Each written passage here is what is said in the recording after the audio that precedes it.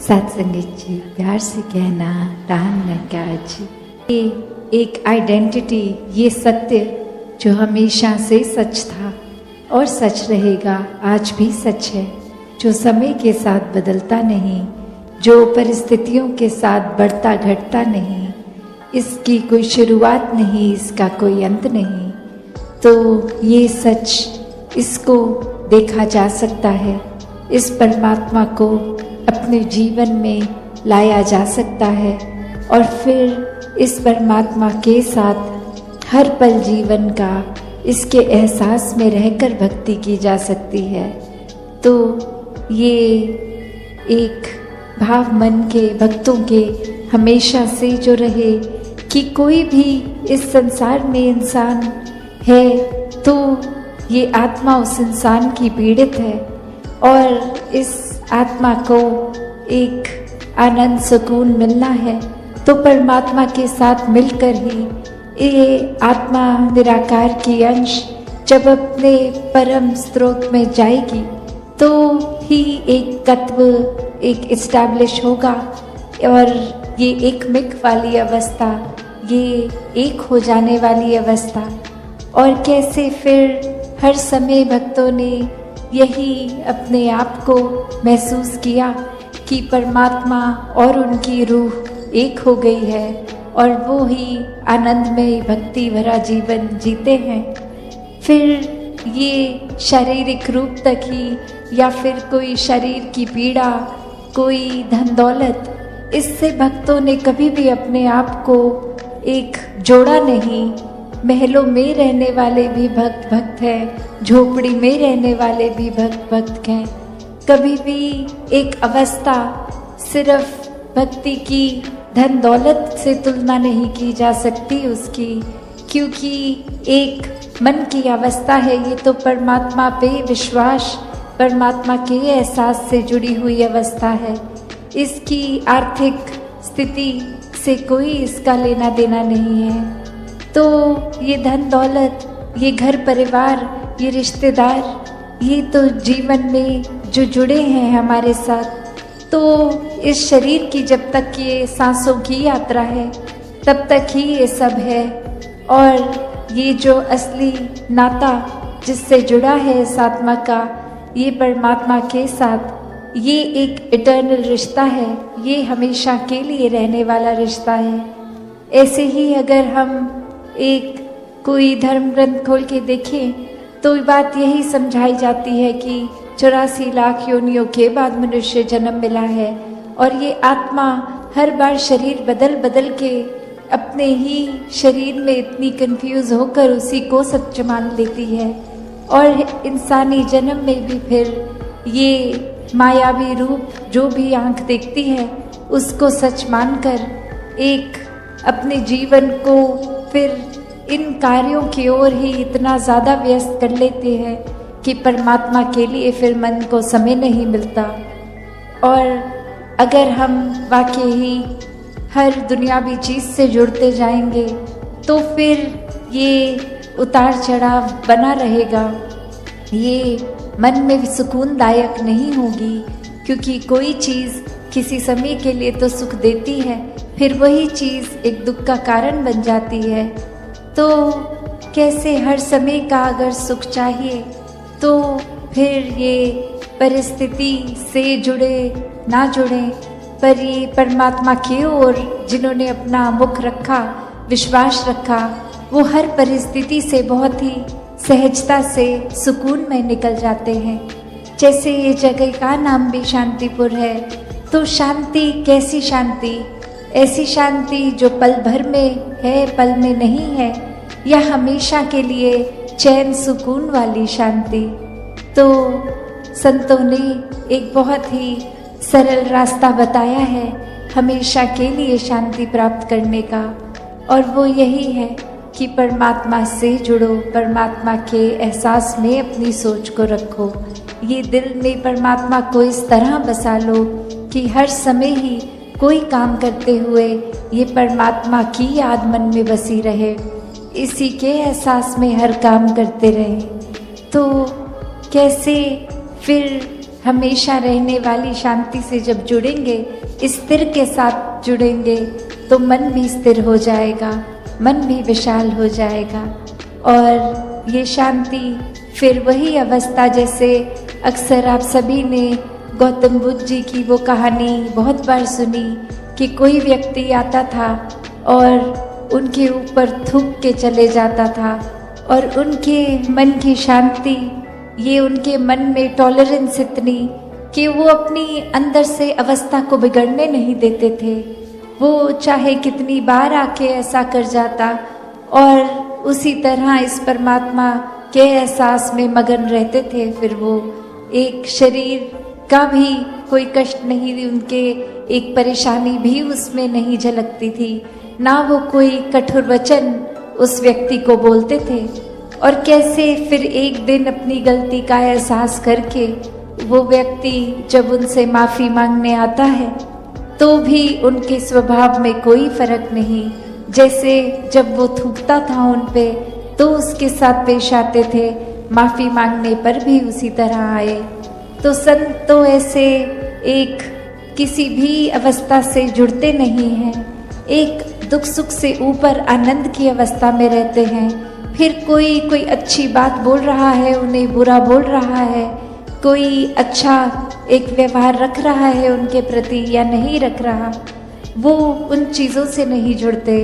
ये एक आनंद की शांति की अवस्था ये अचीव कर लेते हैं संत। और यही अवस्था हम सबके भी हिस्से आई है, क्योंकि ये जन्म इंसानी रूप में हम सभी को मिला है।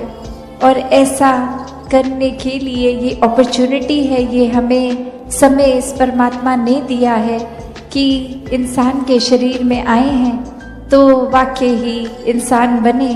और जब पूरी तरह से इंसान बनने का मतलब यही कि परमात्मा की अंश हैं हम, परमात्मा का ही रूप है, तो पूरी तरह एक परमात्मा बन के जिएं। तो कैसे हर किसी में वो पोटेंशियल है, every soul is potentially divine, कि वो एक अपना दैवीय रूप हर किसी का जो है उसको इंसानी जन्म में जिया जा सकता है और पूर्णता से खुद को इस परमात्मा के साथ जोड़ा जा सकता है। तो अगर ये इंसानी जन्म हम व्यर्थ कर देंगे, हर समय यही सोचेंगे कि अभी बाल अवस्था है, पढ़ने लिखने खेलने की उम्र है, या फिर नौजवानी में कोई और जिम्मेवारी काम है, या फिर बुढ़ापे में करेंगे भक्ति, तो बात वही कि किसी को नहीं पता कि हमने कब इस संसार से रुखसत हो जाना है। तो बात वही कि एक समय की इंतज़ार ना करें, भक्ति अभी से आज से शुरू करी जा सकती है। इस परमात्मा से जितना गहरा नाता बनाएंगे, हमारे सारे सांसारिक कार्य, सब जिम्मेवारियां वो भी बहुत ही सहजता से स्वाभाविक रूप से निभ जाएंगी, एक उसको अच्छे से निभा लेंगे। और प्राथमिकता फिर भी परमात्मा अगर है तो, वरना तो ये जिम्मेवारियां निभाते निभाते वो जिम्मेवारियों को हम बोझ भी समझ लेते हैं। ये भूल जाते हैं कि ये जिम्मेवारियां, ये परिवार, ये भी तो परमात्मा का ही आशीर्वाद है। जब हम उस इक्वेशन से परमात्मा को निकाल लेंगे तो सब बोझ लगता है। कभी कभी तो मानसिक तनाव भी ऐसा आ जाता है कि हम खुद को ही बोझ अपने ऊपर समझ लेते हैं। तो वही बात संतों ने हमेशा समझाई, आज भी समझाते हैं कि जितना इस निराकार से, इस परमात्मा से जुड़ेंगे, इसको हर समय पहले ब्रह्म ज्ञान द्वारा इसको देखकर फिर इसमें विश्वास होगा और फिर इस परमात्मा से प्यार होगा और फिर ये प्रेमा भक्ति का जीवन, इस तरह एकत्व का जीवन बन जाएगा आत्मा परमात्मा का, कि सिर्फ फिर ये रूह और निराकार का रिश्ता नहीं, ये तो निराकार हर किसी में है, कण कण में है पूरे ब्रह्मांड के।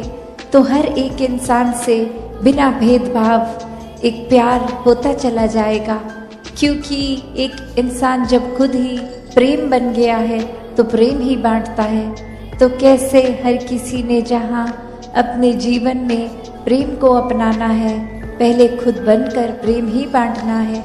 फिर ये किसी के प्रति इंसान नफरत कर ही नहीं सकता, क्योंकि सभी में परमात्मा है और ये नज़र आएगा। तो कैसे ये परमात्मा को हर समय देखते हुए इंसानी जन्म में ही ये भक्ति की जाए। एक मुक्ति की बात जो है, ये जीते जी फिर संत तो जीवन मुक्त हो जाते हैं। एक जीवन के उतार चढ़ाव, ये जंजाल, ये भरम बुलेखे, ये जीते जी ही आत्मा को एक बंधन कटे हुए जब ब्रह्म ज्ञान मिल जाता है और जब आंखें बंद हो जाती हैं, मृत्यु आ जाती है, तो भी इस आत्मा को पता है कि ये शरीर के बाद अब जाना कहाँ है। इस परमात्मा में जो जीते जी एकमिक है, वही मृत्यु के बाद भी अपना असली घर ये परमात्मा को पहचानता है, इस परमात्मा में एक हो जाता है।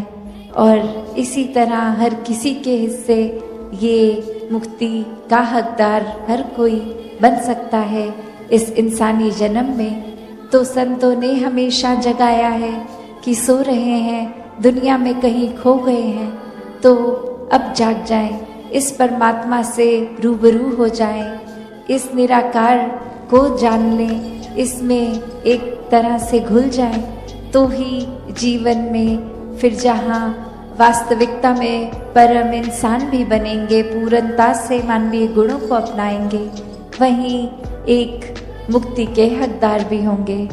तो संतों ने सेवा, सुमिरन, सत्संग के पहलू को समझाते हुए कहा है कि संतों का संग करेंगे तो संतमति अपनाएंगे, फिर एक दिमाग, दिल गलत रास्ते नहीं जाता।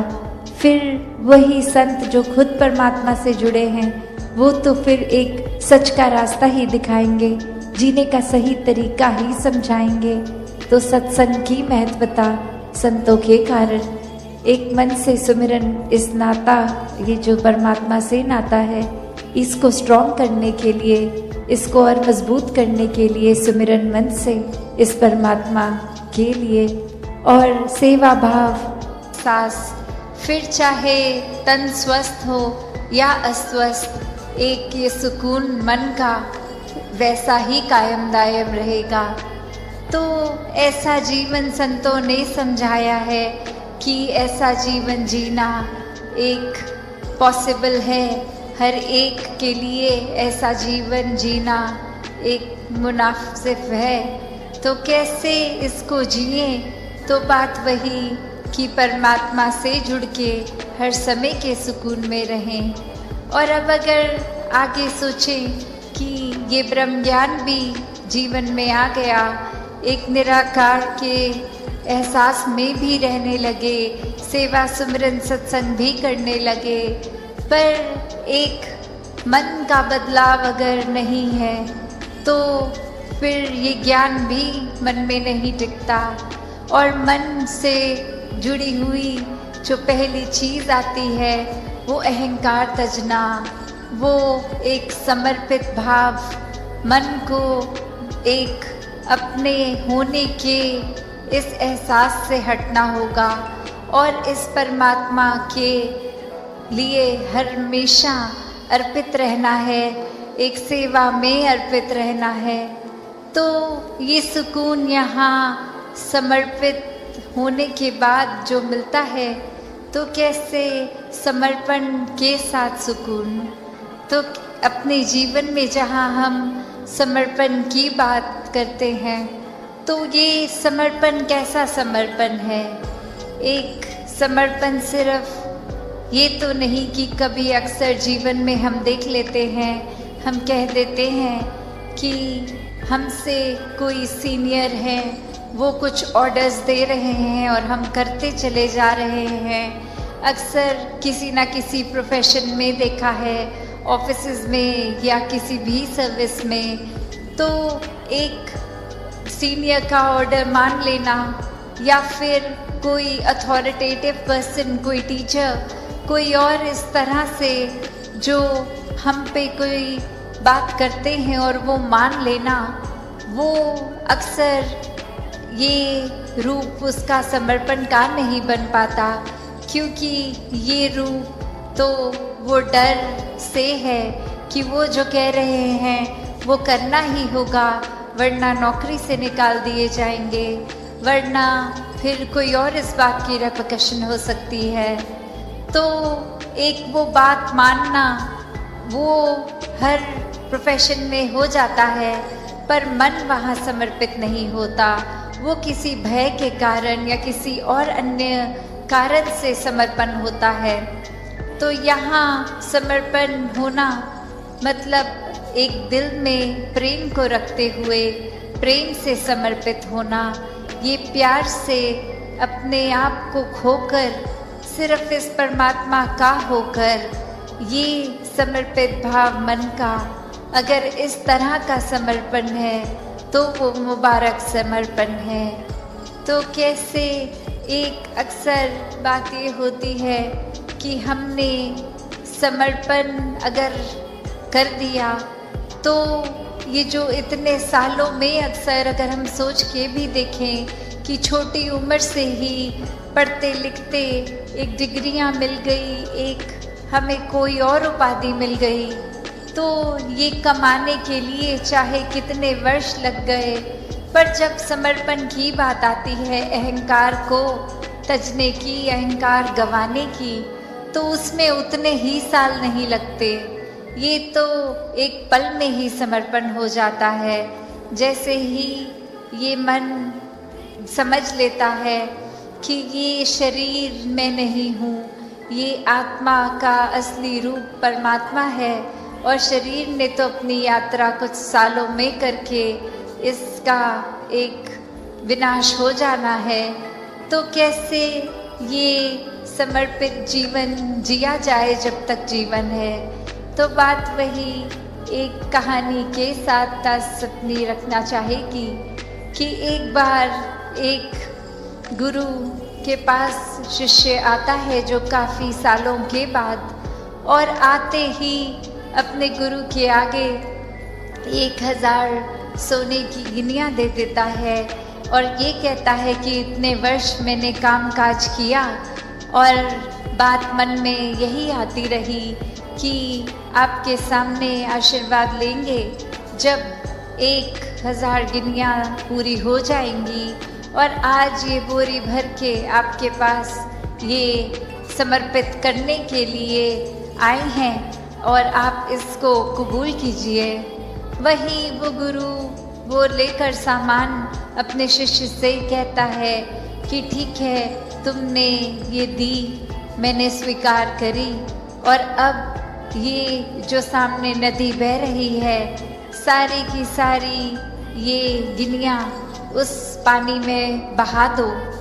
और अब वो शिष्य के मन में सवाल कि क्या ये एक क्या ही बात हुई, इतनी मेहनत जो करी कि गुरु को देंगे, और अब वो दे भी दिया, तो उसके बाद वो इसको अपने पास नहीं रख रहे हैं, वो इसको नदी में बहाने को कह रहे हैं। तो वही वो सवाल कि क्या फिर वो समर्पण था कि अगर एक क्या होगा अब उस वस्तु का, जिस तरह हम देना चाह रहे थे वो उस तरह अपनाई नहीं गई, उसको साथ तो कुछ और ही करने को कह दिया। तो वही ये ख्याल जहाँ उस शिष्य को आया, और फिर वो अपने मन पे किसी तरह काबू करके, क्योंकि अब गुरु ने कहा था तो वो फॉलो करने के लिए किसी भी सोच विचार के साथ चला तो गया नदी के किनारे कि ठीक है, अब कहा है तो ऐसा ही करना होगा। और वहीं काफ़ी देर हो गई और अब गुरु भी इंतज़ार कर रहा है कि ये इतनी देर से लौट के नहीं आया, इतनी देर क्यों लग रही है वो उसको वो सिक्के नदी में बहाने के लिए। तो फिर वो गुरु ही खुद उस नदी के किनारे जाते हैं और क्या देखते हैं कि वो शिष्य एक एक करके सिक्के को फेंक रहा है, जिसकी वजह से वो बहुत ही देर लग रही है। वो एक बात फिर गुरु समझाते हैं कि ये समर्पण करना है तो इतनी देर क्यों लग रही है? समर्पण तो एक साथ ही किया जा सकता है। पूरी की बोरी को एक साथ ही नदी में बहाया जा सकता था, तो एक एक करके क्यों, इतनी देर लगा के क्यों? तो ये कहानी में तो ये मन की अवस्था ही है कि हम किस तरह एक अपने मन को इस तरह मान लेते हैं कि कोई अटैचमेंट हो गई, कोई और कारण से अगर ये लगा कि कुछ वस्तुएं इकट्ठी हो गई हैं, कोई उपाधियां मिल गई हैं, या कहीं अपने मोहल्ले में, अपने दायरे में बहुत नाम कमा लिया है, एक हमारा कुछ औहदा, कुछ रिस्पेक्ट बन गई है, एक तरह के हम सेलिब्रिटी बन गए हैं, कुछ 2-4 लोग हमें जान गए हैं, तो ये एक इम्पॉर्टेंट होने का अहंकार या कोई और तरह का अहंकार ये मन में घर कर लेता है। तो ये सारी चीज़ें सिर्फ इस्तेमाल के लिए। साध संगत जी, प्यार से कहना धन निरंकार जी। साध संगत जी, क्या कबीर का राम और सतगुरु का निरंकार एक ही सत्य है? साध संगत जी, चलिए जानते हैं इस विचार के माध्यम से। आशा है प्रवान करें और ध्यान से सुने। साध संगत जी, आज हम सब मिलकर सतगुरु की रहमत से एक ऐसे सफर पर चलते हैं जो शब्दों से शुरू होकर खामोशी में, बोध में पूरा होगा। एक ऐसे रहस्य को समझने की कोशिश करते हैं जिससे सदियों से ब्रह्म ज्ञानी संतों ने गाया है और जिसे आज हमारे रहबर, हमारे सतगुरु हमें अपनी आंखों से दिखा रहे हैं। आज हम बात करेंगे साध संगत जी उन महान संत, उन ब्रह्मज्ञानी कबीर साहब की, जिन्होंने समाज के हर पाखंड पर चोट की साध संगत जी, और एक ही सत्य का डंका बजाया। उन्होंने एक शब्द का बहुत प्रयोग किया और वह शब्द है साध संगत जी राम। आज हम सदगुरु की कृपा से यह जानेंगे कि कबीर का राम कौन है और उस राम को जानने का अर्थ क्या है।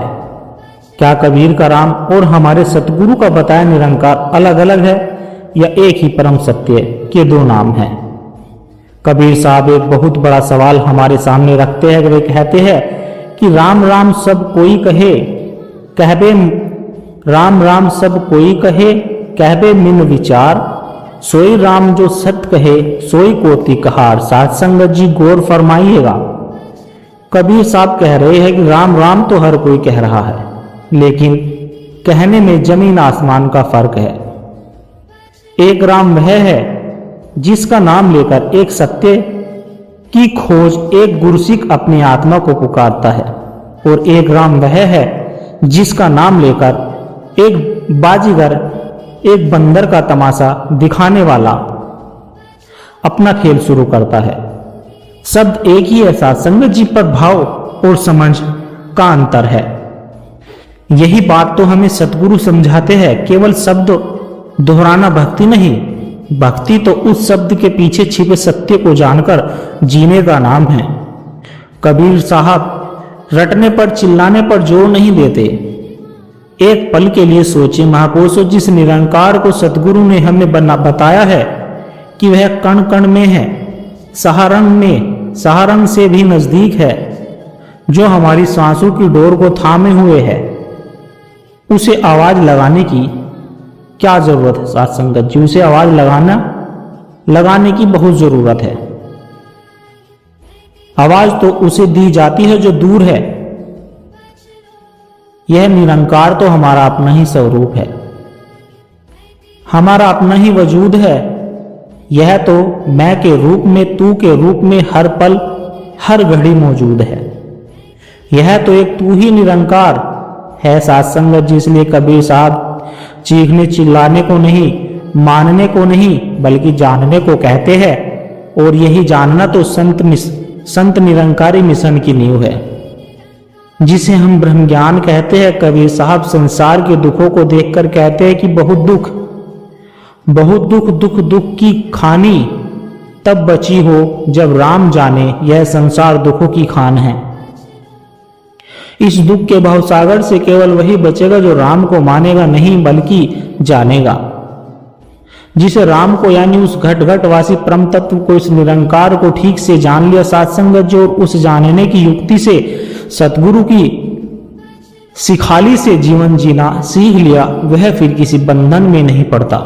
यह जानना इतना जरूरी क्यों है साध संगत जी? क्योंकि इस जानने के बिना, इस ब्रह्म ज्ञान के बिना यह आत्मा 84 लाख योनियों के जाल में भटक भटक कर बस दुखी ही पाती है। और जो नहीं जानता उसका क्या हाल होता है साध संगत जी? साहब कहते हैं, कबीर साहब कहते हैं कि राम नाम जाने बिन भाव मूंडी मुआर संसार। मतलब कबीर साहब कह रहे हैं कि उस एक रमा हुआ राम, उस एक सर्वव्यापी निरंकार की हकीकत को जाने बिना यह पूरा संसार अज्ञान के सागर में डूबकर मर रहा है। कबीर साहब फिर अपना भरोसा जाहिर करते हैं, मुझे तो बस इस भवसागर से पार होने के लिए एक राम नाम क्या ही आसरा है। लेकिन महापुरुषों, यहाँ ध्यान देना, वह रटने के भरोसे की बात नहीं कर रहे हैं। वह कह रहे हैं कि मैं राम को जानता हूँ, इसलिए मुझे भरोसा है। यह वही विश्वास है जो एक गुरसिक को ब्रह्म ज्ञान मिलने के बाद होता है। जब वह सिर्फ मानता नहीं बल्कि हर कण में निरंकार का वजूद जानता और देखता है, तो वह कौन है? यह राम। साध संगत जी, कबीर साहब खुद ही पर्दा उठाते हैं कि राम नाम निज जान के छाड़ी देहु वस्तु खोटी। वह क्या कमाल की बात है साध संगत जी। यह राम नाम तो निज का है, यह तेरा अपना स्वरूप है, यह आत्मा ही उस परमात्मा का अविभाज्य अंश है। ऐसा अंश जिसे परमात्मा भी खुद स्वयं से अलग नहीं कर सकता। और जब तू इस अपने असली राम को, अपने आत्म स्वरूप को इस निरंकार के साथ जोड़कर जान लेगा, तो बाकी सारी खोटी वस्तुएं, तेरा अहंकार, तेरी नफरत, तेरा भेदभाव, सब अपने आप छूट जाएगी साध संगत जी। पर दुनिया की विडंबना देखिए, हर दया बसे ते ही राम न जाना। जो निरंकार हृदय में ही बसता है, उसे लोग नहीं जानते। उस एक रमे हुए राम, उस एक निरंकार परमात्मा को मंदिरों, मस्जिदों में, पत्थरों और मजारों में खोजते फिरते। और जब इंसान अंदर के निरंकार परमात्मा को भूल जाता है, तो अंदर कौन कब्जा कर लेता है साध संगत जी? कबीर साहब कहते हैं, सबके अंदर काम, क्रोध और अहंकार का काला सर्प बैठा है, और वह पूरे संसार को डस रहा है। इस जहर से बस वही बचेगा जो विचार पूर्वक सतगुरु की समझ लेकर इस निरंकार का सिमरन करते हुए, इसे एहसास में रखते हुए। आज लोग धर्म के नाम पर क्या कर रहे हैं? पूजा पाठ, स्नान, तिलक, ये सब बाहरी दिखावा है। कबीर साहब ऐसी भक्ति पर सीधे चोट करते हैं। कबीर साहब कहते हैं, करी स्नान तिलक दे बैठे, विधि सो देव पुजाई। आत्मराम पलक के बिसे, आत्मराम पलक में बिसे, रुधिर की नदी बहाई। इस दोहे को सोचकर रूह कांप जाती है साध संगत जी। सुबह सुबह नहा धोकर, माथे पर तिलक लगाकर मूर्तियों की पूजा की, और फिर उसी ईश्वर को खुश करने के नाम पर आत्मराम यानी एक जीते जागते प्राणी की बलि देकर हत्या कर दी, और खून की नदी बहा दी। धर्म के नाम पर लड़के खून की नदी बहा दी। ऐसे लोग आध्यात्मिक नहीं हो सकते। यह बात तो हमारे सदगुरु समझाते हैं, इंसान का खून नाड़ियों में बहे, ना कि नालियों में। जब हम किसी भी जीव से नफरत करते हैं, किसी को खुद से छोटा समझते हैं, तो हम भी तो उस परमात्मा की हत्या ही, उस आत्माराम की ही हत्या कर रहे होते हैं साध संगत जी। हम उस निरंकार की ही तो अपमान कर रहे होते हैं जो उस शरीर में भी बैठा है। इसलिए किसी को भी नीचा मत समझो, किसी के साथ भेदभाव मत करो, क्योंकि ऐसा करके आप सबके भीतर बैठे हुए उस परमात्मा का ही अपमान कर रहे हैं। कबीर कहते हैं, ऐसे पाखंड को देखकर हंसी आवे मोही, ऐसे पाखंड को देखकर हंसी आवे मोहे भाई। मतलब कि मुझे तो यह सब देखकर हंसी भी आती है और रोना भी आता है। ये कैसी भक्ति है? अगर जीते जागते इंसान और बेजुबान जानवर में बसते निरंकार को न पहचानना और उसकी हत्या करना धर्म है, तो फिर अधर्म क्या है? तो फिर कबीर का यह खटखट वासी निरंकार सत्ता है कहाँ? किसी ने कबीर से यही बात पूछी, तो कबीर ने जवाब दिया कि मेरा नाम किसी एक जगह पर नहीं है, वह तो हर घट में रमन कर रहा है। इसलिए उसका नाम राम है। रमे निरंतर आत्मा सब घट आठों याम, यही से संतन धरा राम तसु का नाम। कबीर कह रहे हैं कि वह चेतना, वह सत्ता जो आठों पैर हर शरीर में रम रही है, वही तो सर्वव्यापी है, निरंकार है। वह किसी में कम और किसी में ज्यादा नहीं है। कबीर तो यहां तक कह गए कि कहा कबीर यह हरि के भूता, राम रते कुकरी के पूता। वह कहते हैं कि यह सारा ज्ञान, यह सारी शक्ति उसी एक की है, और वह राम तो एक कुतिया के बच्चे में भी उतना ही रम रहा है जितना किसी पंडित या मौलवी में। तो मेरे प्यारे महापुरुषों, साध संगत जी, कबीर का संदेश और हमारे सतगुरु का संदेश एक ही है। यह हिंदू, मुस्लिम, सिख, ईसाई, यह ऊंच नीच, यह सब हमारे मन के बनाए हुए भ्रम हैं। जब हम ब्रह्म ज्ञान की नजर से देखते हैं तो हमें हर शरीर में बस वही एक निरंकार नजर आता है। कहा कबीर राम रम रहिए हिंदू तुर्क ना कोई। जब उस एक निरंकार में ही रम गए तो फिर कौन हिंदू और कौन तुर्क। असल में तो सब उसी एक पिता की संतान है, सब में उसी का नूर है, बस कहने का तरीका अलग अलग है। तो साथ संगत जी, अगली बार जब राम शब्द सुने तो याद करे कि यह उसी निरंकार का संत नाम है, जिसे लोग रामा हुआ राम कहते हैं, जो बाहर भी है अपने अंदर भी है। यही सच्चा धर्म है और यही मानवता एकता है। सतगुरु ने हमें सिर्फ बताया नहीं, दिखाया भी है। उन्होंने हमें वह आंखें दी है जिससे हम हर किसी में राम यानी निरंकार को देख सके। अब यह हम पर है कि हम इस दिव्य दृष्टि को अपने जीवन में उतारे और सतगुरु के वचनों को जी कर दिखाए, सेवा सुमरन और सत्संग के माध्यम से। अब आइए सत्संगत जी उसी एक का ध्यान धरे और कहे कि एक तू ही निरंकार, मैं तेरी शरणहा मैनू बख्श लो। ता निरंकार जी सभी के भीतर बसे उस परमात्मा को मेरा नमन। और अगर यह प्रस्तुति सत्संगत जी पसंद आई हो तो वीडियो को लाइक करें, शेयर करें और सब्सक्राइब जरूर करें सत्संगत जी। और सत्संगत जी, एक छोटी सी अरदास और है सत्संगत जी, अगर इन विचारों ने आपके दिल को छुआ है, अगर आपको आत्मिक शांति का इन विचारों से एक कण भी महसूस हुआ है, तो इस ज्ञान के प्रसाद को, इस विचार को केवल अपने तक सीमित ना रखे। इस प्रेम के पैगाम को, इस विचार को आगे औरों तक भी पहुंचाए, क्योंकि एक दिए से ही सत्संगत जी दूसरा दिया जलता है। जब हम इस सत्य की आवाज को और रूहों तक पहुंचाने का माध्यम बनते हैं तो यह भी निरंकार की एक बहुत ही सुंदर सेवा होती है। और इस ज्ञान की धारा से, सदगुरु के इन विचारों से निरंतर जुड़े रहने के लिए सत्संगत जी आप हमारे सत्संग डिजिटल परिवार का हिस्सा बन सकते हैं, ताकि जब भी कोई नया विचार साझा हो वह आप तक सहज ही पहुंच जाए और हमें एक दूसरे के विश्वास से बल मिलता रहे। सदगुरु सत्संगत जी हम सबकी यह छोटी छोटी सेवाएं स्वीकार करें। सत्संगत जी प्यार से कहना, धन निरंकार जी।